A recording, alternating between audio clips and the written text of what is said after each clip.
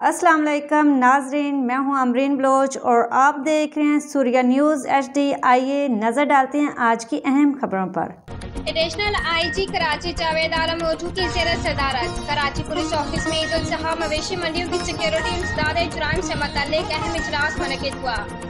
इजलास में तमाम zonal DIGs, DIG CIA, DIG admin, DIG traffic, ज़रई SSPs, SPs इन्वेस्टिगेशन व दीगर सीनियर पुलिस अफसरान ने शिरकत की।